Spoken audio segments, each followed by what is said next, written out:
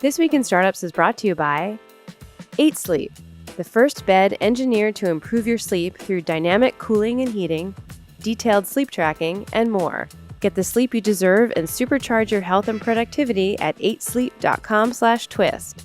And Zendesk. The best customer experiences are built with Zendesk.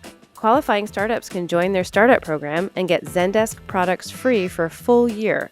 Visit zendesk.com/twist today to get started. Hey everybody, welcome to This Week in Startups. In addition to doing shows where we talk about the news or interview investors and interview founders, we decided we'd do kind of a 101 course. It's called Scaling Your Startup, and it's a 10-part series with 7 slides in each of the series, and it takes us about an hour and 10 minutes to go through each of them. The first part, we talked about funding your company. In the second, we talked about communication strategies. In the third part, we got to business models. We talked about building a team in the fourth, sales in the fifth part, and staying lean in the sixth. That means not burning through all your capital in a ridiculous way. And then in part 7, we took a deep dive into the details of fundraising since we got so much positive feedback on the first one about raising money. Most founders think raising money is the most important thing. That's not exactly true. It's the thing founders have the hardest time with, and it is one of the hardest things you're going to have to do when building a company. But in today's show, we're going to talk about marketing your company, growth. And this actually is the second hardest thing to do, in my opinion. The first hardest thing to do is build a great product. Second thing is growing the product. Third or fourth thing is either fundraising or building a team, depending on who you are. Some people have just a huge network and they've been in business for 20 years, so raising money is easy for them, building a team is easy for them, but actually building a product and growing it maybe not as easy. So today, I have with me Emmy award-winning producer Jacqui Deegan and Sam August, who is the president of Launch, which is our investment company. For those of you who are new to the program, this podcast is a front for our investment business. We invest in about, in 2019, I think we'll do 80 or 90 investments here at Launch in our little humble 15-person company. Last year we did 55, which was pretty amazing, pretty efficient. Okay, welcome back to the program. Emmy award-winning producer Jacqui in front of the camera. Thank you. Crowd is going crazy with your newfound celebrity. I'm so sorry. Look at you. Now you're a double threat.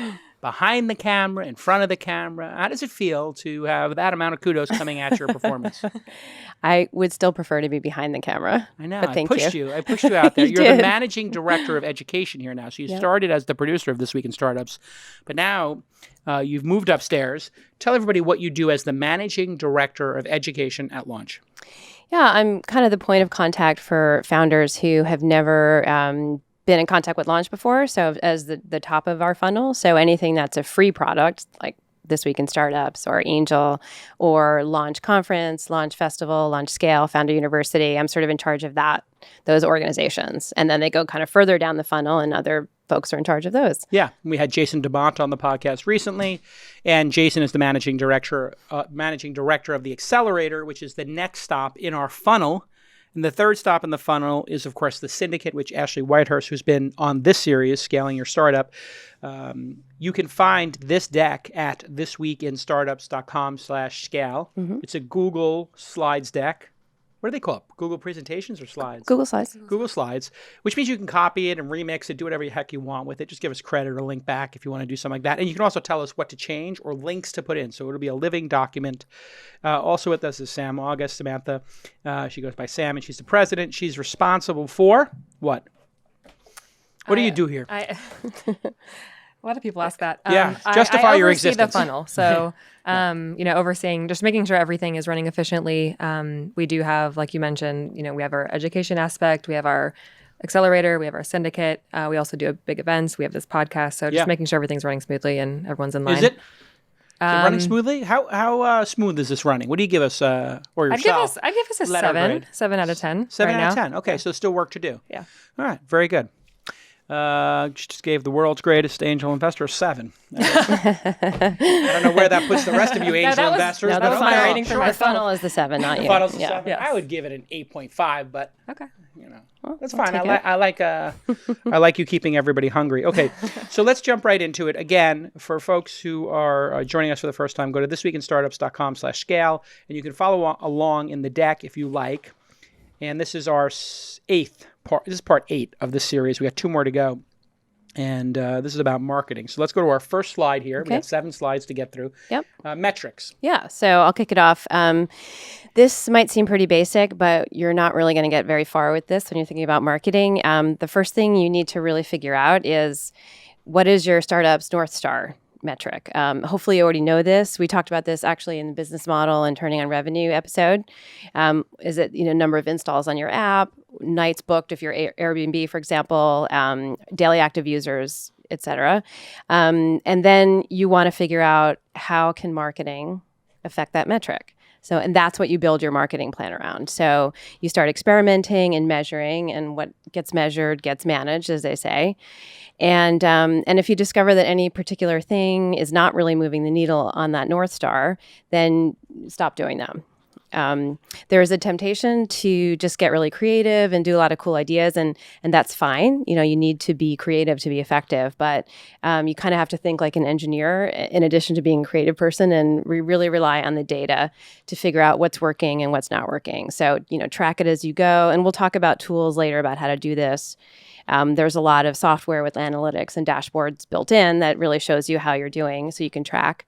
And no matter what your exact metrics are, you can, the number one thing that you need to do is just to find your customers. What's interesting about this is metrics. Just 10 years ago, there were very few choices. This is a very new thing in Silicon Valley. You used to have to build all of the tools to do this. Google Analytics, it came out just over 10 years ago, but that was really like the first major one that everybody put on their website. But since then, you have things like intercom segment, et cetera, where you can really drill down into it. And then people like Stripe allow you to do interesting things with the data. I guess some people use Barometrics, we're investors in Chartbeat. There's tons of ways to look at this. And so that's the good news. And what I really liked is your delineation there, Jacqui, between being creative, but also maybe using the data and being a little critical of yourself. It's good to experiment, but you don't want to give yourself high fives for experimenting or creating cool ads. What you want to give yourself the high five for is looking at them and saying, hey, none of them worked. Let's do 10 more. Or 2 of them worked well. 1 or 2 of them worked okay. The rest didn't. How do we iterate on those 4? What did we learn from those ads that we can take to the next, set of experiments and iterate on them? Right. And the North Star is a really interesting way to look at it. If you look at a company like Inside.com, we had big debates in our email newsletter company about what the North Star should be. And in one sense, like how many people sign up is a North Star, but then you also have people unsubscribing. So you can't look at subscribers in a vacuum. You need to look at what we call net new subscribers. So new subscribers minus who unsubscribed. And what we found in a lot of our newsletters was they would get some, 10 new people a day, but sometimes the newsletter wasn't very good and they were losing 15. And we said, okay, wait a second. This is a newsletter that's got great potential. Everybody cares about this topic, but maybe they're not using it. And so installs was the real time I really started to understand this, because when I watched my companies get tons of installs, I was like, oh my God, they got a lot of installs. Installs are going up. That's totally not what's important, because installs can be gamed. If you look at installs of apps, if you get selected and featured by Apple or Google, or you get a press hit, it can go super viral. And then what people started to do was they said, oh, our North Star is downloads. All we have to do is get on the top 100 list of our category. Then a bunch of services came out to help you game that. We actually had the founder of one of those services on the podcast recently that became worth $1 billion. And what they were doing was you could do an interstitial in a game that was very popular, like Clash of Clans or Candy Crush, and then to get to the next level, you had to download another app, or to get mana, you had to download another app. So you started thinking about, oh, now we've got this really weird incentive. Your company is trying to go up the rankings, which then gets you more downloads. So they pay somebody to get essentially bogus downloads, people downloading your app who don't care about it. They just care about getting to the next level of Clash of Clans. And that was Andrew from AppLovin. And he was faced with that. Like, we need to have alignment. So if you're trying to get an app like Slack or com.com downloaded by a bunch of people who are playing a video game like Angry Birds, like, is that alignment or not? It's probably not. Yeah. But if Fitbot and Com were doing something together, well, that might work and you'd have that. So if you're not going for downloads, what are you going for? Daily active users.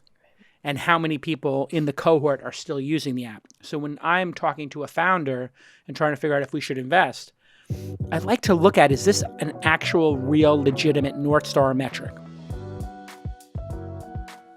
8 Sleep is a bed that's fully engineered to get you the sleep you need as a founder so that you are super productive. And I had mine installed yesterday, and these guys installed it so fast. I mean, it took under 15 minutes. The app paired instantly, and I was laying in that bed last night at the perfect temperature, and I have never slept so well. I am kidding you not.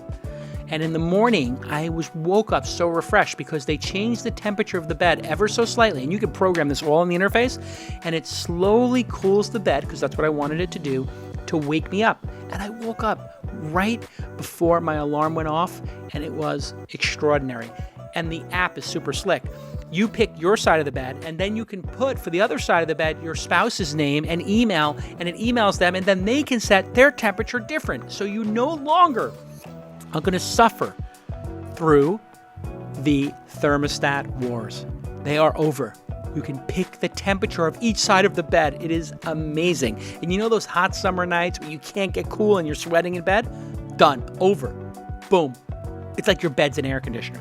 You know those nights where you're freezing cold, it's the dead of winter, and you just can't get to sleep because you're cold to your bone? That's also over. It's tracking all of my sleep now. This thing is incredible, especially the thermal alarm I told you about. I can't say enough about this thing.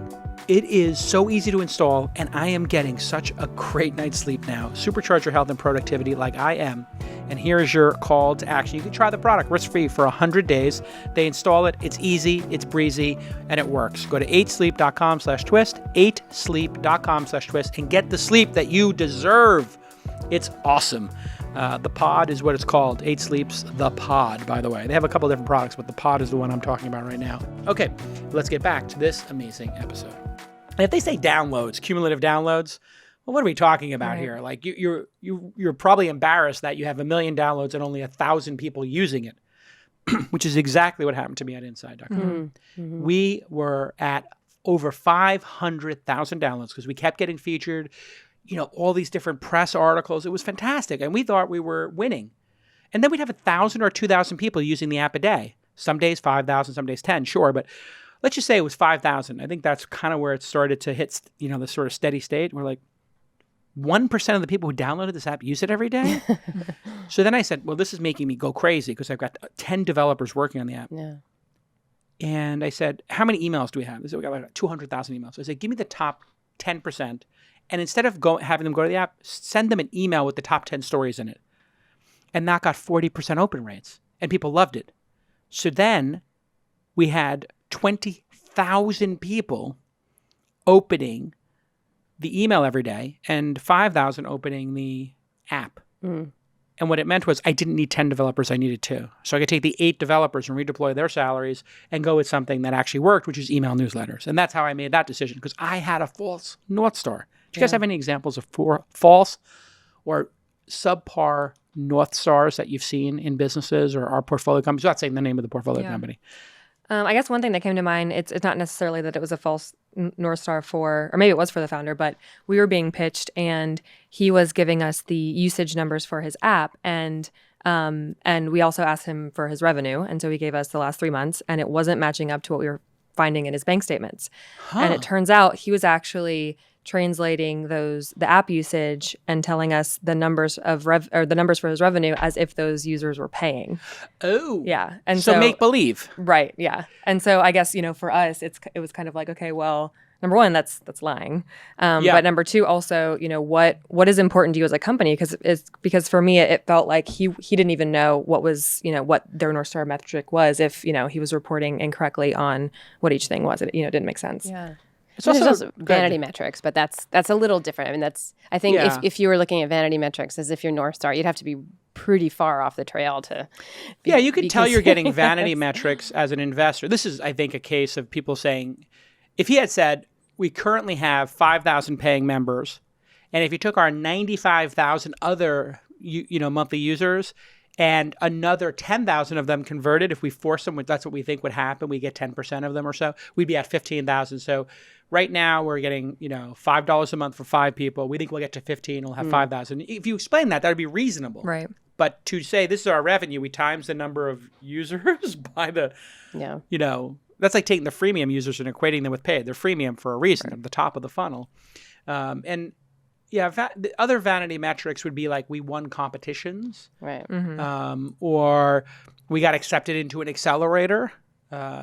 These things can be signals, but when we advise our companies to take that nonsense out of their deck. Because the elite investors, of which we are one here in Silicon Valley, the elite active investors, when they see nonsense, they think this founder is focused on the wrong stuff. Right. Yeah. So it's important that the Northstar be reality, and it can change over time. So now, Inside is not just looking at the number of new subscribers. I'm also looking at the open rate across the entire network of 48 newsletters. Then I'm looking at, and this is my favorite one, what is the total amount of how many days are we sold out? Because I'm trying to make money. So of our inventory, how many days forward are we sold out? And it turns out, I get an email every day with the sales team, and that's their Northstar. We're sold out for 19 or 20 days on average now. That's amazing. Like, that's fantastic. That means if an advertiser comes, they can start in 3 weeks. Puts a little pressure on the advertiser to make a decision if they've got something coming up. So you really want to think about that. And it might be different for different groups of people. The Northstar for the company might be the number of people opening the email every day. The Northstar for the sales team might be how many days are we sold out, or the revenue per sales executive. And that, for the product people, they might be looking at points, the number of points in their Trello board or whatever system they're using that they actually got done, and the CTO would, or the VP of engineering would be assigning points to each task. Okay, let's go to our next slide. Next up is audience. I think this is yours, Sam. Great. So jumping into marketing, what you want to think about is the buyer persona. So a good example of this is Superhuman. If you don't fit into one of their buyer personas, they'll actually not extend an invite to you. So you won't be able to sign up with the platform. And that actually happened to me in the very beginning. When I first wanted to use Superhuman after hearing about it on your podcast, I signed up and I was working in sales at the time. And I think one of the questions is, what do you utilize emails the most for? And sequences was one of my answers. And they said, sorry, this actually won't be a good fit for you. Wow. So they negged you. They were like, this isn't for you. So who do you think they do want? I mean, listen, I'm an investor in the company. So what do you think the persona of a Superhuman email user is? Yeah. So from the outside, I think the people that benefit the most with Superhuman would definitely be, VCs, CEOs, people who utilize email more than 3 hours a day. Yeah, that sounds right. Who have, their time is very valuable and they don't need to be sitting there waiting, on emails to come through, emails to send. They want it to be super, slick. Yeah. Yeah. And it's a paid product where you're paying about $1 a day for email, and you could use Gmail. So imagine you're going to your boss and having to say, can I buy Gmail for $350? The boss would be like, what?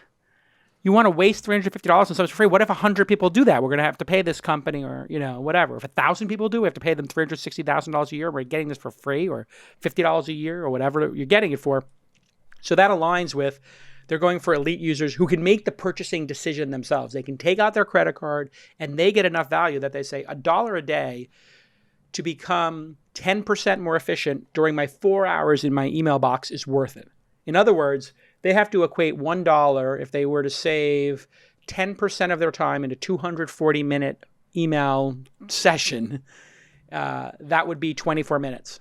They'd have to have more money than time. So somebody who has less money and more time would say it's not worth it. Somebody who is, billing out at $1,000 an hour as an attorney, or, a VC who considers their time really valuable, like, this is easy for me to make that decision. And I think you see that in the people who use it. Yeah.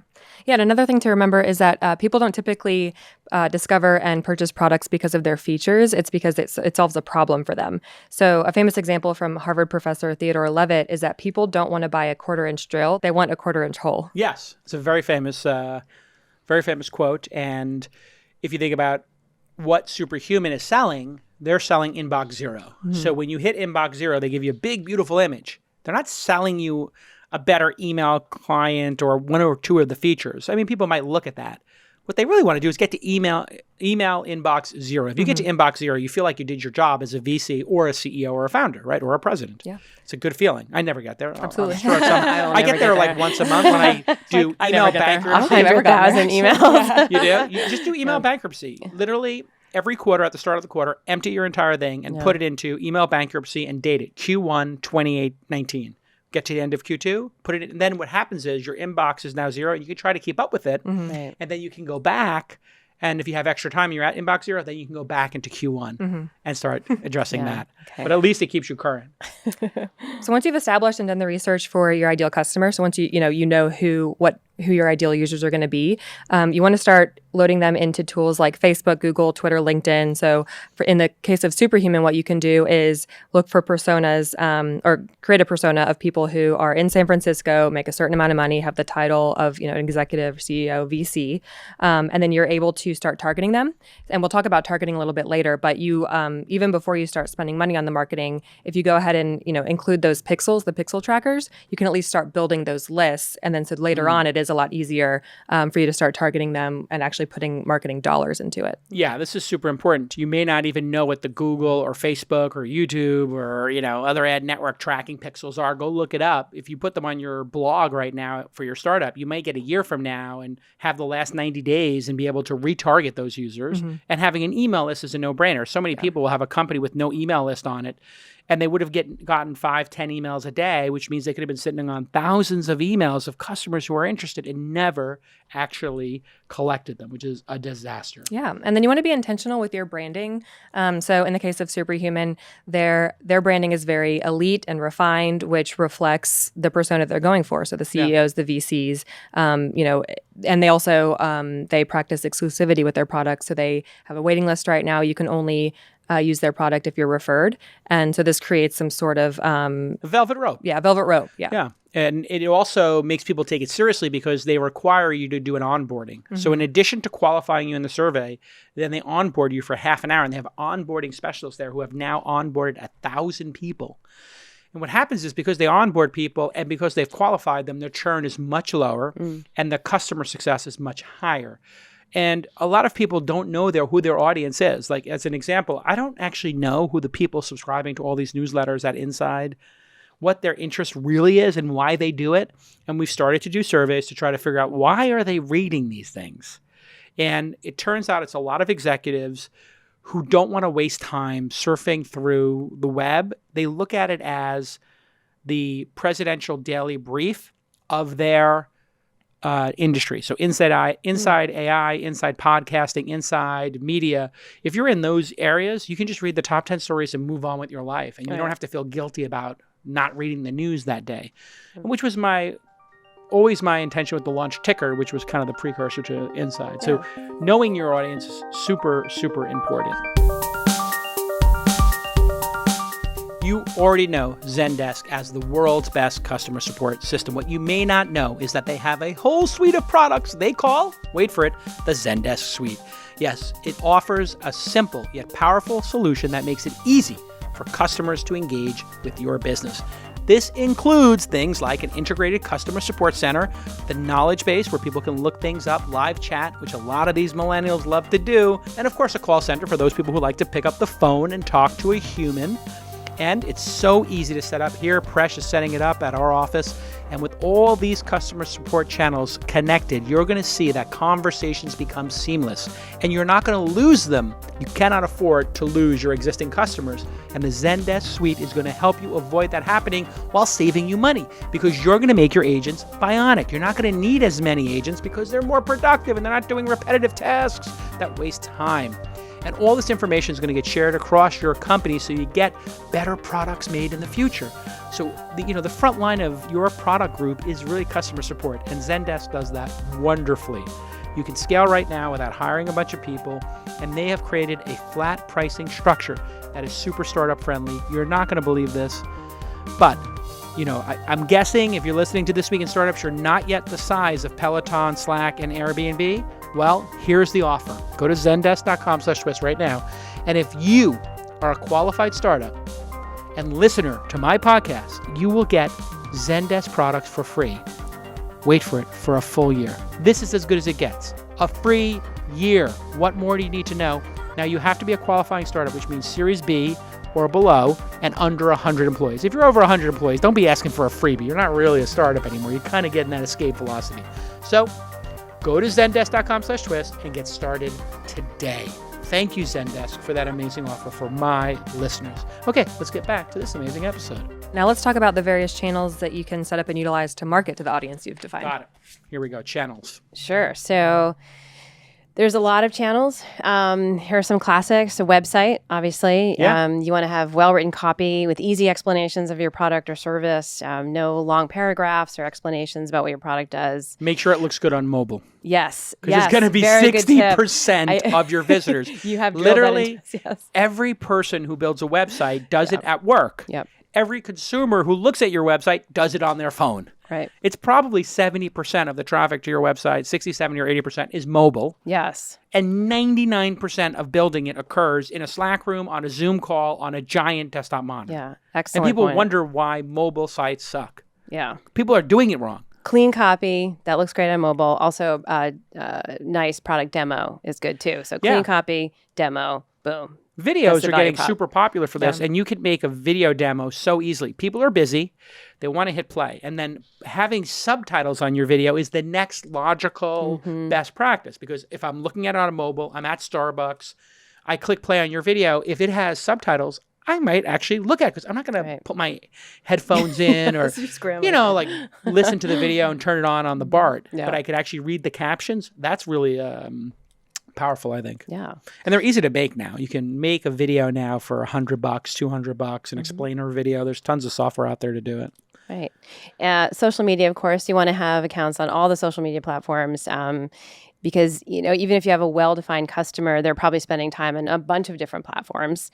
The goal is always that you're not completely dependent on one platform, if possible. So if one goes away or there's an algorithm change, then you have other platforms to be on. Yeah, it's kind of table stakes to own your presence on every one. And then with experiments, figuring out which one works best for you. It turns out for us, Twitter, which is where all the journalists, VCs, and founders hang out, is great. But also YouTube is great. It turns out we have a lot of people, who have YouTube accounts and they like to comment, and, Instagram, not so much. And LinkedIn also for us. Oh, yeah. And LinkedIn Very we discovered big. Yep. because they started allowing you to upload 10-minute videos, and we started getting 2, 3, 4, 5,000 views for a 10-minute video. So we just said, okay, let's put up the whole episode in chunks. Yep. And I emailed Jeff and was like, can we put up an hour video? He's like, no. Please add that feature. Just give it to influencers or whatever. I was like, no. But we will sometimes see 10,000, 20,000 views on it, which is incredible. Yeah. LinkedIn's very great for us. We use a lot Twitter. Other, consumer, very visual products like Warby Parker or MeUndies, they're killing it on Instagram. So Instagram may work for other folks. Instagram and also Pinterest. And you have to understand what type of business you have. If you're a enterprise software product, it's going to be different than a direct-to-consumer product. It's going to be different than a gadget. Yep. And, different things will work on different mediums. And the one problem is, and we saw this here when we were sort of redoing our This Week in Startups marketing over the last year or so, each of these platforms takes, a couple of weeks to understand, a couple of months to get good at, and I would say a year to perfect. So I think we're starting to perfect Twitter, LinkedIn, YouTube. We're halfway there. We're really starting to figure this out. But I would expect a journey of, 6 months or a year. So what's important is to look at the actual results and be critical. It's not how many times did you tweet. It's did the tweets actually do anything? Right.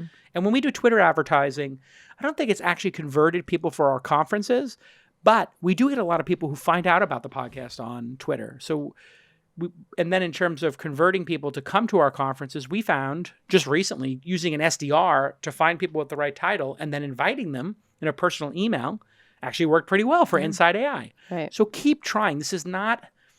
the thing about channels is they go up and down. LinkedIn was a dead channel for a long time, and then they redid the app, and all of a sudden the main feed, the news feed became glorious again. Yep. Facebook, we've given up on. Yes. Yeah. Because nothing makes it to No the one's front there. of the feed anymore, and nobody's there. Yeah. And so it was like, well, we stopped publishing the show on Facebook because it was like, well, why are we publishing this on Facebook if we get like 4 200 views? We get 200 views. It's not even worth it. Yeah. And so it was like, well, F you, Facebook. Why would we even bother? And then what that does is it allows you to double down on the winning site. And that's really what I think Channels is about.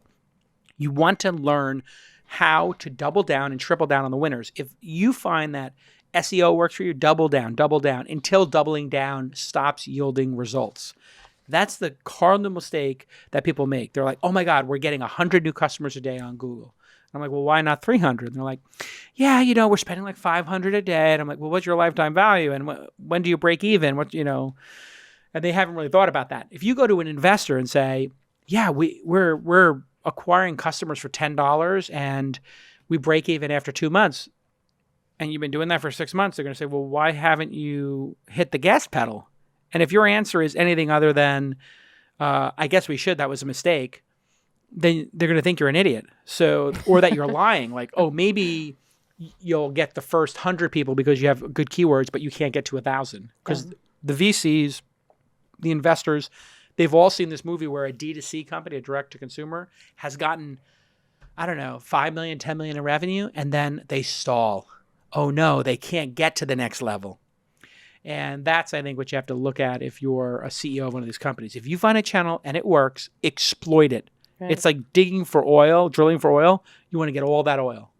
Right. Keep going. Yeah. So just to quickly mention some of the others you already mentioned, email obviously is extremely valuable. Sam was talking about that. Is a direct communication with you and the customer. So you want to think about capturing emails wherever you can. And we have tools for that, and we'll talk about those a bit later.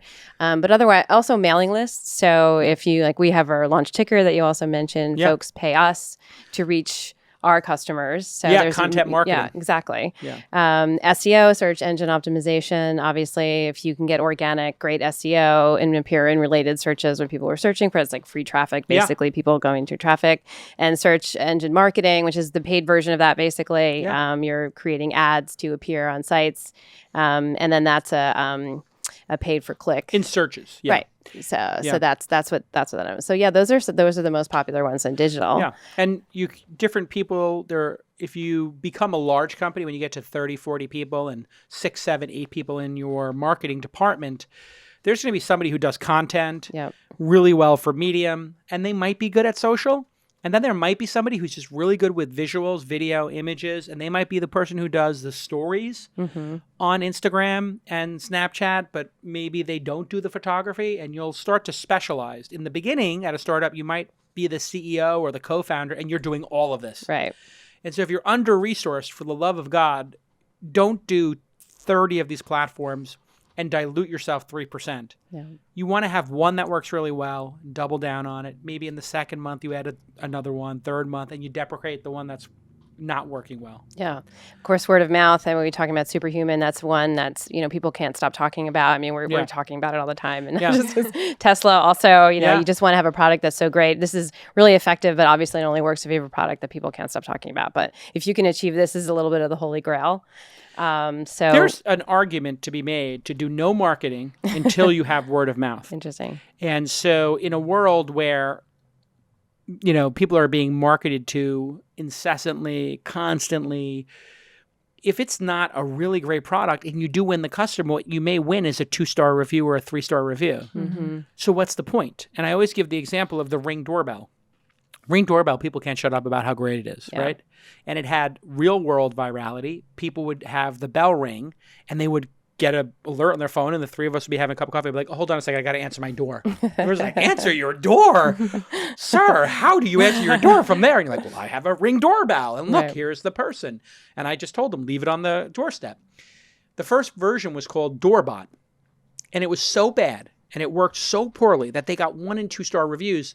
And they said, we can't use the Doorbot name. We'll go with Ring. Now, Ring's a better name. They did branding. But that is what you really want to get to. And one of the reasons you hear me talking about Inside.com a lot is because our content, the launch ticker was one of those 9 or 10 NPS score products. And Net Promoter Score is related to word of mouth.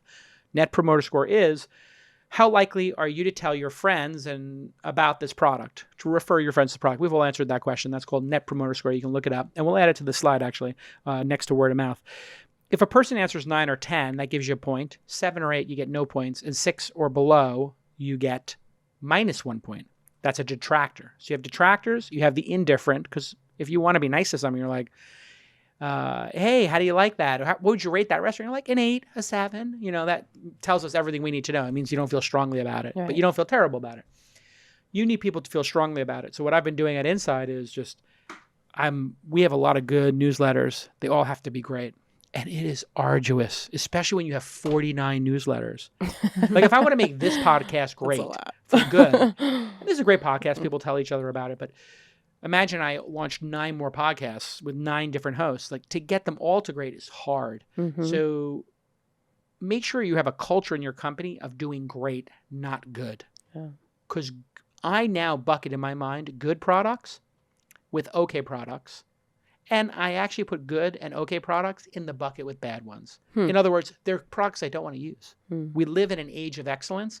If not excellent equals, there's excellent and not excellent. In the group of not excellent is good, bad, and everything in between. And everybody gives themselves credit for making something good. Do not give yourself credit for making something good. Tell yourself, good is not good enough. Yeah. And so don't forget about in the real world, guerrilla marketing. IRL. Yeah. So Sunny Mayugwa, one of our portfolio founders from Now Waiter, former Requester at Now Waiter, has a really great talk and a lot of great strategies about this, how to build Is it linked from here in the street deck? teams. It will be. Okay, great. Link it from the deck. I want these links in the deck. It's a great talk he gave at Scale a few years ago about building a street team. You could build a really great street team for $1,500 just with marketing interns, business cards, going out on the street. He has this great spinner. He was telling you can do prizes and stuff, but it's really, really effective for meeting people where they are. And also you could do, it's not just B2C products, but even just you can go to door to door with your B2B it's products. So silly. Like when he showed me that wheel, the pinwheel that you spin to get a free prize, and one of them's a t-shirt, and one of them's a high five, and one of them is like a $1 cup of coffee at whatever, Cafe X. Cafe X put that out there. And there was a line of people to use the spinner. And if you won, like, the worst case scenario is you won a cup of coffee, which, by the way, you got for free anyway if you downloaded the app. They would automatically put a cup of coffee in it. But the act of having the spinner just engaged people. And so word of mouth is, in real life kind of marketing. And there's a great blog post that we'll link in the deck here, which is at thisweekinstartups.com/scale. In this deck, let's link to David Sacks's post on real world virality. Okay. Real world virality is the Ring example I gave, or you're in an Uber, or you're at a Cafe X and a person is ordering it and they're like, what's that? And you're like, it's a robot that makes coffee. That's better than human coffee. That costs $1 less and I don't have to wait online. When you have that happen, or you get in somebody else's Uber and they're like, I got my driver coming. And they're like, how'd you get a driver? And you're like, well, I used Uber. And you're like, what's Uber? And they go, exactly oh, look. how I discovered Uber too. Yeah, exactly. And that you discovered it over the shoulder. When Sachs was writing that piece, we were kind of riffing on it and workshopping it. And I said, oh, it's over the shoulder. And he said, yeah, it's more like real world virality. And I was like, yeah, okay. I like over the shoulder because it's sort of like, hey, what do you got there? Snapchat was another one. Right. Snapchat grew through people teaching each other how to use it, which then creates a bonding mode. Oh, I'll add you. And when you go to Japan or in Asia, people, when they're out socializing, somebody will take out their phone and show their QR code. And everybody will take out their app, Line, whatever they use, and they'll just go, boop. They take a picture of it. Now they're following you, right? So instead of saying, what's your handle? They just take it out, boom, and show you their QR code. Boop, which is what Snapchat does too. Okay, we're 3 slides in, and now we're on our 4th, content, my favorite. Yeah, what's actually in all this marketing? So Blogs, super popular, super important. You see it more and more. I really think that if you have a startup and you have thoughts, you should be blogging to get people out there. And it can be specific about it's not about your product. It's not just saying how great your product is, but you're really providing value to anyone who's coming there. You're providing tips or strategies. Casper had a really popular one a few years ago, just about sleep. I think the best ones are not directly about the product. Right, exactly. And Intercom, I think, is a sort of a gold standard now of blogs. They're kind of an industry leader. They have a lot of great articles on growth and product design, and they just kind of sneak in news about themselves and updates. Yeah, HubSpot did a great job on this as well. And if you think about it, you'll do some search like, what's content marketing or how do I build a mailing list? And like MailChimp comes up, or HubSpot. And you're like, oh, they provide the tool that allows you to make your mailing list bionic. Great. And so what's great about that is when you invest in that content, you might spend $1,000 on a blog post. You might spend $1,000 marketing it. And you're like, okay, I'm at $2,000. But if your lifetime value is $2,000 for a customer, if you get just one customer from it and you track it on a blog post basis, well, then you're going to be in the black. It's going to be a profitable endeavor. And it's hilarious that we're sitting here 15 years after Weblogs Inc. was started talking about the power of blogs. But it really does work. And I think it works also for you personally as a founder to write a blog and have something you're passionate about that you're writing about on a regular basis. Not just to be a thought leader, but writing is a muscle, and being good at writing, which I'm good at writing, like it's been one of those things in my, it's just a piece of leverage for me. If I write something, I might reach 1,000 people or 100,000 or 1 million. You never know. And then over time, if it gets indexed well on SEO, boy, it could wind up in an opportunity that you didn't know you were going to have. And so I think leverage is super important, and media is one of those things that gives you massive leverage. The podcast is one piece, blogs are another. And I think it's just important as a founder I think this is only really successful if you kind of embed it in your culture. So Intercom, using that example, I think Des Traynor was really key in that. He took over the blog, and Intercom very much became a place of writing and sharing expertise. So it's something that you have to be, I think, intentional about. You got to take a long view on this. This is not a 3-week process. This is a 3-year process. Okay. And of course, video. Video is so easy to make now. It never used to be. I mean, I've been working in the field for a long time. 2 decades cameras, is okay, you can say it. We're both old. The cameras have gotten smaller and cheaper and faster. And, you can use your iPhone. I mean, there's really no excuse not to be putting videos now are really great. Higher resolution than a lot of the cameras we used to shoot on. Yeah. An iPhone is 4K. The Google Pixel, which Sam and I are in love with, Pixel 3, the videos are ridiculous, even in low light. I have to get one. To do that with an SLR is so hard and complicated that a lot of people are now shooting their videos on an iPhone in a tripod or on a stick. And it comes out great. And the Google Photos Assistant will automatically create videos for you. I don't know if this has popped up for you. But it'll add like the music in the background and the effects and the title and everything. Additionally, young people coming into the workforce today know how to edit video. Just like when we came in, we were like special Gen Xers because we knew word processors and Google Sheets. And millennials were well, I don't know why millennials were really special, but it skips a generation sometimes. But these new Gen Z people, they come in knowing editing video, which is incredible to me. It's like their Microsoft Word because they've been doing it on their phone. Yeah.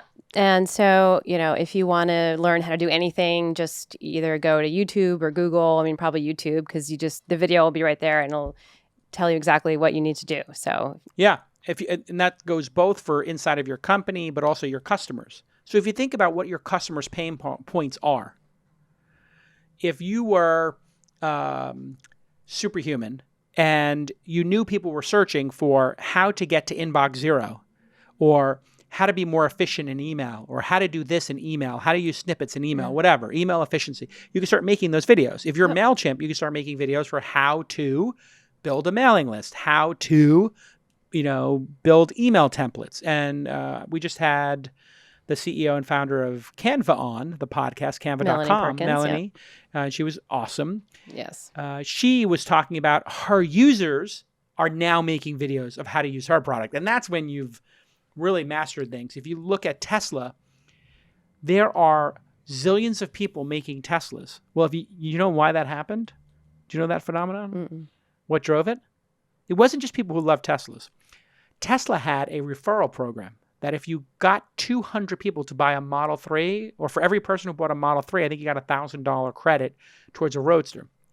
Somebody started making videos, buying ads against them, and they sold like 400 or 500 Tesla Model 3s, and they got 2 of the $250,000 Roadsters. And it was so successful, they had to turn off the thing.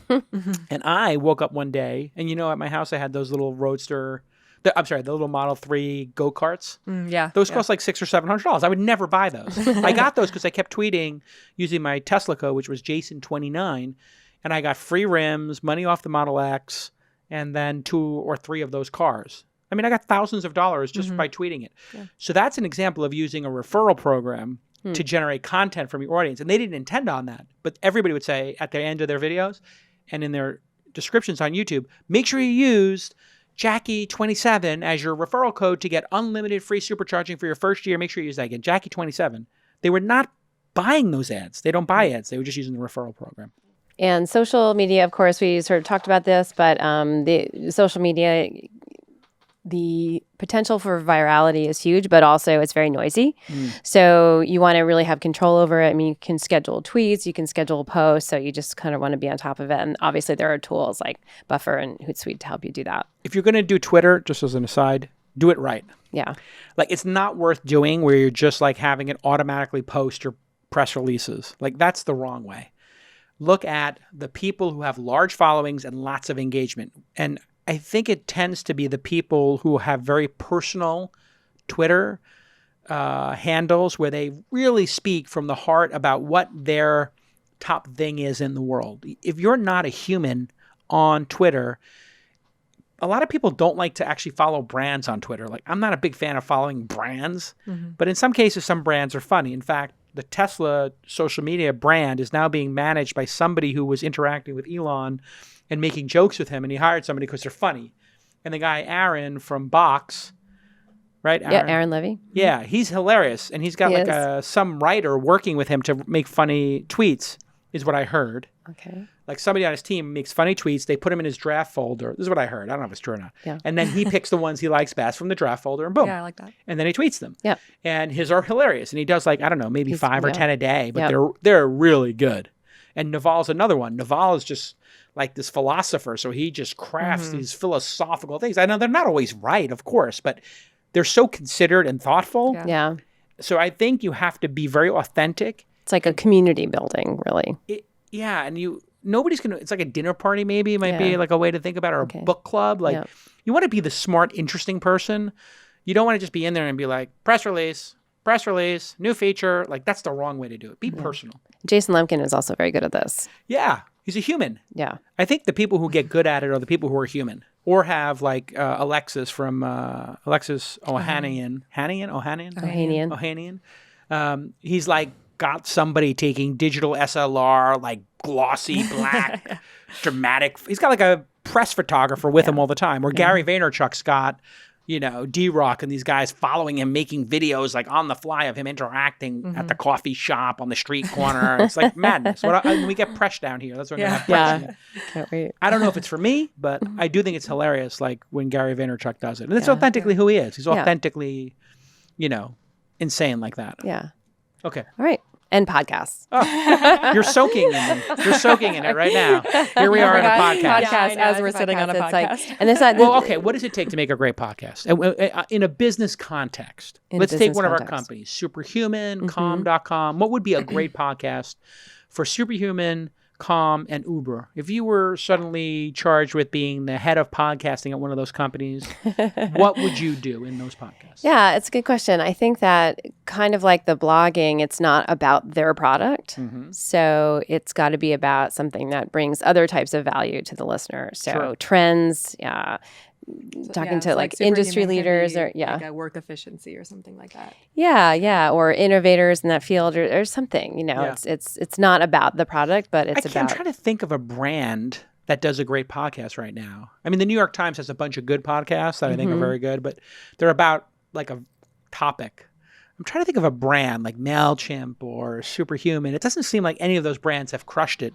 So I think really what you want to do as a brand here is be a guest on podcasts. Yeah. That I think is the big win, is being super entertaining and valuable as a guest. So On our podcast. What's that? On our podcast. Exactly. But if you are don't apply to be on this podcast, you're not getting on. We pick the people on the podcast here. In year 10, that might have worked in the years 1 through 5, but the last couple of years, you're not getting on this podcast by emailing us. Yeah.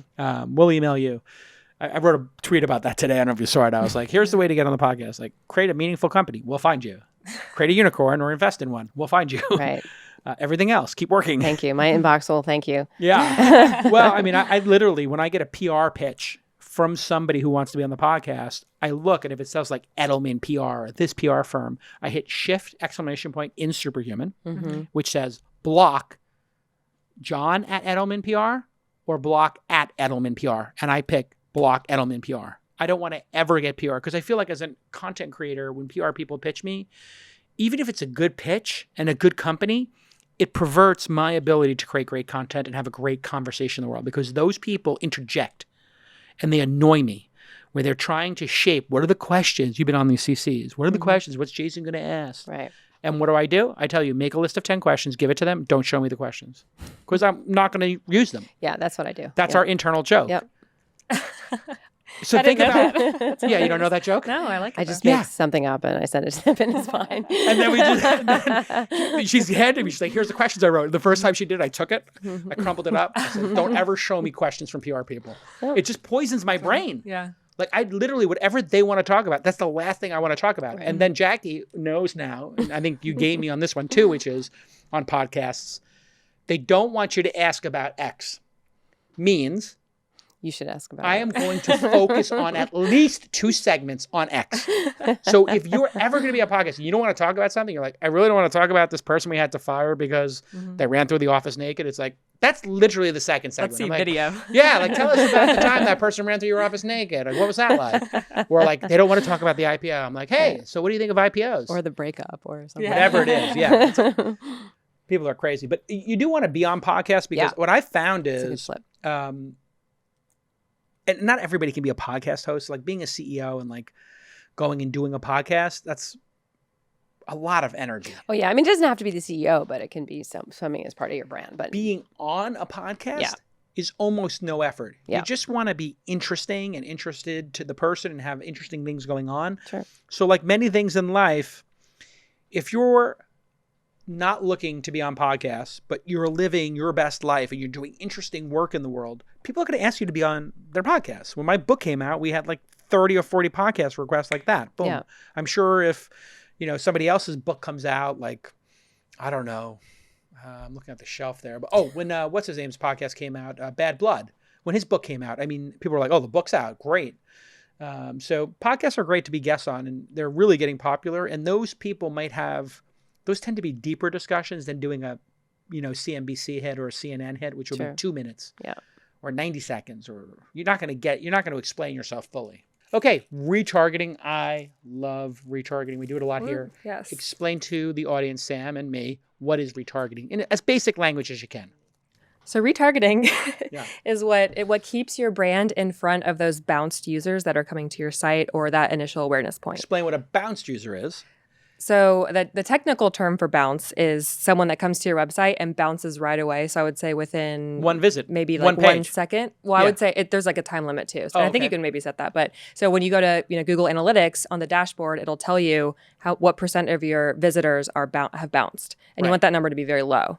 Typically, I would say when I first put up a website, and don't really pay attention to engagement. Engagement. I would say it could start at like 60 or 70. It can start pretty high. Right. People so just look at it and leave. Yeah. And then you have some amount of bouncing, which is people click on the link. They just want to see your logo or whatever. Or they do it by accident. They're scrolling on their phone. They click the link. So bouncing is something you want to reduce.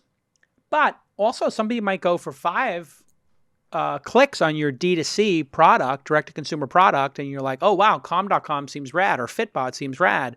And they click 3 or 4 times, but they don't make a purchasing decision because They're online at Starbucks. They're in an airport they're boarding. Yeah. So they get interrupted they're not at their desktop where they maybe make their purchasing decisions or they want time to think about it. I rarely make purchases on my phone.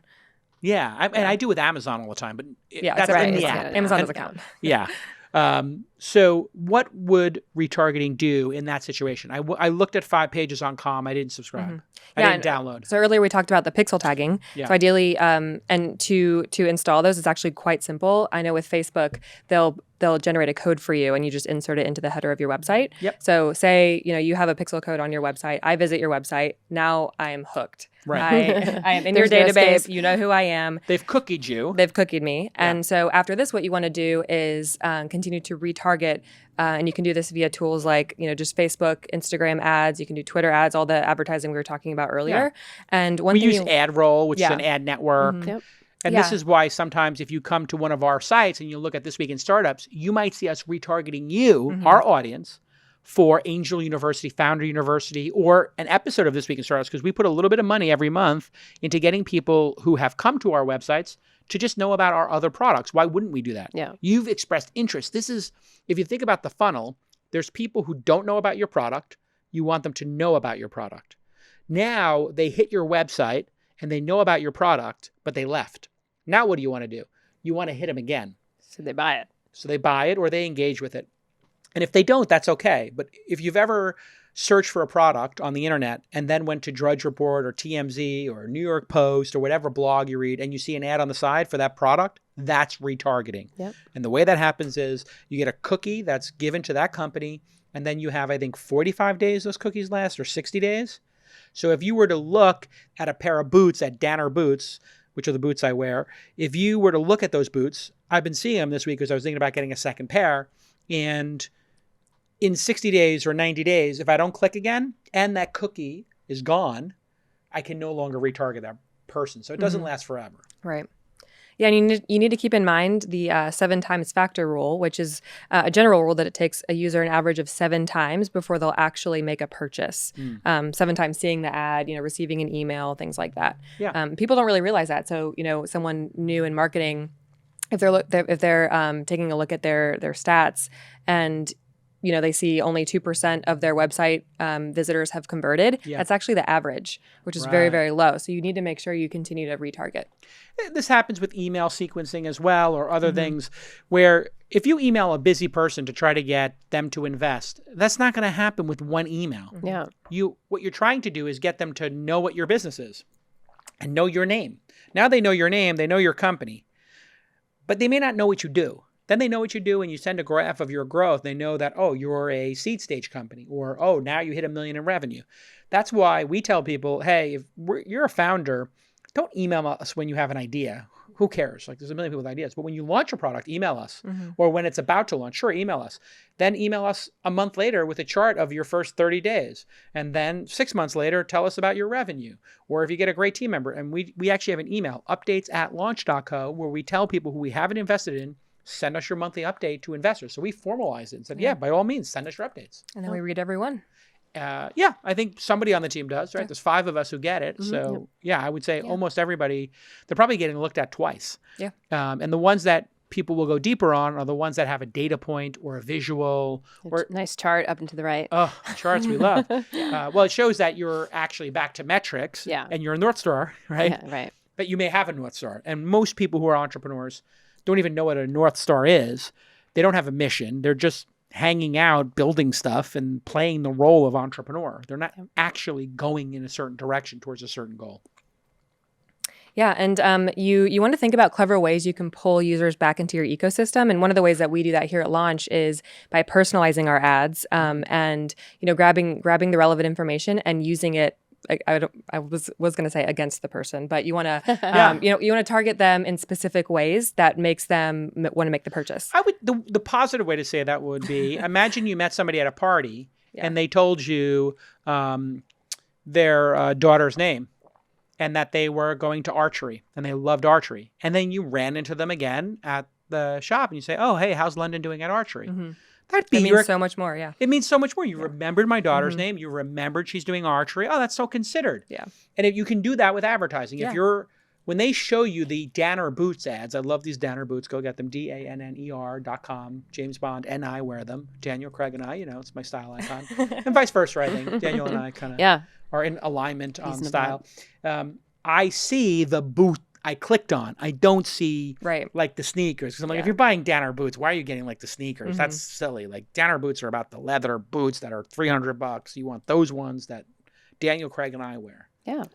And another way we do this is so if someone visits our website and sees a speaker that they like, and then later on they Google that speaker, what we'll do is actually retarget them with a promo code with that speaker's last name in the promo code. Really? So like Raul Vora at Superhuman is speaking. He's coming to Sydney. So if someone Googles his name, then we'll actually target him with an ad with a promo code that says, use Raul 10 for $10 off your ticket. That's super clever. Does that work or TBD? TBD. Yeah. So this is where getting clever is smart. I mean, if you did a retargeting ad and said, "Hey, your shopping cart's still full," or "Hey, the same boot is now 10% off," or something like this is super clever.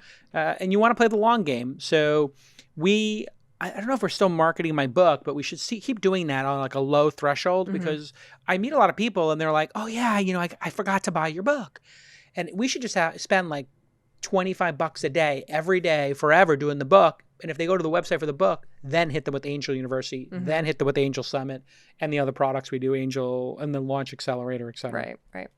Cool. Yeah. And so while you're doing all of this retargeting, obviously the conversion is important. So I know we talked about this a little bit earlier, but doubling down on what's working is really important. Just as in life, by the way. Yeah, that's true. I just want to say in life, doubling down. A lot of people get good at something and they're like, "Oh yeah, wow, I'm good at this." And they're like, "Yeah, let me distract myself with something else." If you're great at podcasts or educational content, like keep pulling that string and get better at it. Yeah. The people who really do well in the world are the ones who double down and double down and double down. And that has to do with conversion and marketing as well. Yeah. And, one thing you can use to, try to bring in more conversions in the very beginning at the front of the funnel is to try something that's called a tripwire, which is a low value or a low ticket offer and at one of those entry points that brings people in. And so it is much better at converting customers in the very beginning or converting prospects into customers. Right. And once you trip the wire, they become a customer and then you can email them regularly about the relevant specials. And by that time, you've also accumulated more information about them. So you can see kind of like which tripwire worked and then double down on that. That's interesting. Yeah, so if you say get out. a month of calm.com free and the person downloaded it and gave you their email, then you could upsell them on buying a subscription. Right. Or if they've bought a subscription, after that, you can tripwire them on a monthly to a yearly or a lifetime. So I got an email from Calm, which I was using regularly or use regularly, and they said, get a lifetime subscription to Calm for $300. And I was like, well, that's it. And I forwarded it to the founder. I was like, what's this? It's like, oh, it's an experiment. You unlocked it, basically. Yeah. So that's super interesting when you think about it. And you can unlock things that not everybody sees. So could be a tripwire in the beginning, but it could also be for selling a product to whales at the end. Right? So I have a book that tens of thousands of people have bought. And then there's the Angel Summit, which is $4,000. And the book is $10 or $20. And if you read the book, you might want to come to Angel University, which is $500. And we break even on that. And then you might want to come to the Angel Summit, which is $4,000. And we don't really make any money on that either. But you may then become an investor in the syndicate.com. So we've got our own funnel there and different tripwires along the way. And the first thing is, hey, watch the podcast. Angel Podcast free. Next, read the book. Pretty close to free. Books are like $10. You can go read one for free at the library or resell it for half the price you paid for it. Then the university, a little bit more commitment. You need to give us 5 hours and $500.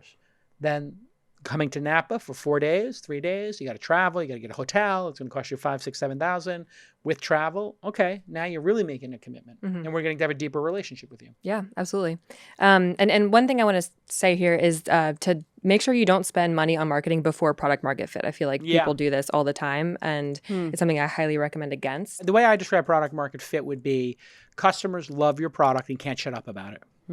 So that's why I think sometimes with these buzzwords in the industry, we know what it means, but explaining it to somebody in the audience is like sometimes challenging. So if you think about it, it's not enough that people know your product or they bought it. The real goal here in having the fit is that they love it. We could say dependent on it.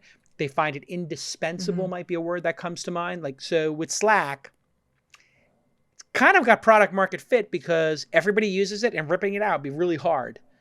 But when you first bring Slack into an organization, people are like, this is dumb. Like AOL chat for business. Like literally that's what people would say when you brought it up. And they'd be like, well, the developers use it. And it's like, yeah, the developers are weird.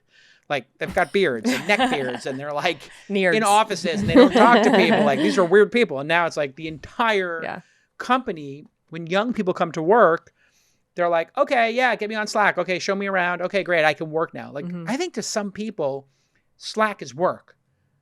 Like and I think that's why remote is actually becoming a thing. And you know me, I wasn't into Slack before you came here and like reverted it because I was just like, I just like to get work done. And now I'm kind of like digging it again. I think it's made a lot of progress in the way you hook in data to do that. Oh, yeah. Yeah. And then speaking of data, tracking everything is really important here. You can't fix anything if you don't understand, what's going on. Google Analytics is obviously a really good tool for this. And Jacqui, if you could just tell us a little bit more about, some other tools that you would advise for both tracking everything and then also just for marketing in general. Obviously, software. There's Sumo we use for capturing emails everywhere. It's like for pop-ups. I remember it, yeah. And Canva, obviously, we talked about that. Super easy to use to make content, and for marketing. AdRoll for retargeting pixels. Yeah. Google Tag Manager is one. You can keep all your pixel codes in one place. Google Analytics we've talked about. Yep. And then Buffer. We use love Buffer. And just sort of on the for cheap. managing social media. Yep. And just sort of, more cheaply Google spreadsheets and docs. I mean, if you want to do budgets or anything else, I mean, there's just a lot of. I think Airtable, Asana, also good for managing marketing. Yeah. Yeah, those are great. I think what's important though is it's good to have a marketing stack. So if whatever you're using, just kind of be really clear about what you're using and why and how. Yeah. And then you sort of look at it. I hear a lot of people are using Airtable now because they have a template around the experiments. We haven't started using it here, but I was talking to one of our founders today in our founder Slack, and the launch founder Slack, they were talking about how, and like 2 companies had used the same template, I think. So they're putting their marketing experiment in there, and then they're pulling in the data from different locations and then figuring out which one actually converts and works. Right. So that's the thing that gets a little complicated here. And I think the people who get good at this with the tools, you get sort of, once you've done enough experiments, you start thinking about the overall architecture of what you're doing. Okay, I need to make people aware of what we do. We have to qualify people, understand our persona. We have to make people aware of what we do. We have to convert them into users, and we have to keep them, and then maybe we have to land and expand. And when you start thinking about that, you can work on each part of the funnel and optimizing it. Yep. And when you start out and you have 2 or 3 people, you're kind of dabbling, and those 3 people are doing 10 other jobs plus marketing. And that means each person is doing what eventually will be 10 different marketing jobs. Eventually, a big company will have 2 people writing blog posts, 2 people doing social media, 4 people doing videos, 3 or 4 people doing PR. You might have at a 300-person company, 20% of the people working in marketing, and that means you have 60 people in the marketing department all doing different functions like this. But at the beginning, it's just 2 or 3 people. Right. So you have to be very patient with yourself in learning these tools and be okay with it not being perfect. But the tools are what make you bionic. So investing in learning each tool and then looking critically at your experiments is the thing I don't see people doing. Yep. And they do too much. Exactly. So that's what we say it again. We've been saying it all along. Track what moves the needle and dump the rest. I think it's important. What you're not doing is so important in life. Like, I don't talk to attorneys and negotiate deals anymore. I have a team of managing directors who do that. I no longer pick the speakers for an event. Who does that, Jacqui? I do. Correct. And is the content better now than it's ever been, Sam? It is. You know when the last time I picked a speaker was? 10 years ago. No, 2. 2 years ago, Jacqui would come to me with a list of the speakers, and I would yay or nay. Right? About 2 years ago, 3, something like that. And then she'd say, you pick half. And then I said to her, like, you pick them. And she was like, and I was like, okay, I'll pick half, you pick half.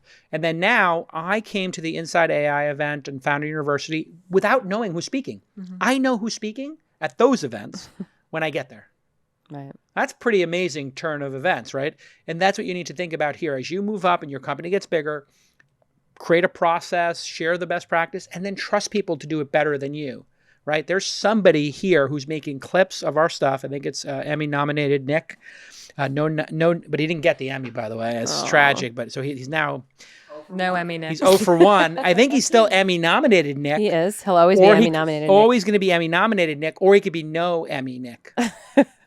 Either one. I But was anyway, multi-nominations before I He ever does got all one. the clips. And I see the clips when the audience sees them now. Yeah. I used to be like, clip this. Then I was like, show me the clips. Mm-hmm. Now I'm like, oh, there was a clip? Or I don't even see the clips. So they did a clip of me banging my head against the microphone the other day. Yeah, that was funny. And it was funny. And it was like me, like as an outtake, just, trying to introduce the show and read an After a ad long properly after a long day. And it was kind of funny. Yeah. All right. This has been a great episode. Thank you, Emmy award-winning producer, Jacqui, managing director of education here. She's Jacqui at launch.co. Do not email her a pitch to be on the podcast unless you've built a unicorn. Yes. And Samantha August, as we call her Sam here, Samantha August, the president of Launch. We have 2 more to go, but we have like 6 topics that could be the 9th and 10th. So if you see this, will you have them already picked? We do. Okay. I thought we were still debating what the last ones would be. What are the last ones, Delighting your customers Oh, we like that. and culture. Oh, culture. Actually, that's pretty good. I like those both. I wonder if there's another one that would be better. But anyway, we'll do those 2. Okay. And then we're going to let this deck sit there and these episodes sit there. And then we're going to revisit them in 6 months. So I want you to put on the calendar a 6-month update. So whenever we started the series, Scaling Your Startup, 6 months from now, from the first one, I want to do a look back at those 10 episodes and maybe do the next 2 or fill in ones. All right, everybody. Thank you. Sir Charles, thank you. Nominated Nick. And we'll see you all next time on This Week in Startups. Bye-bye.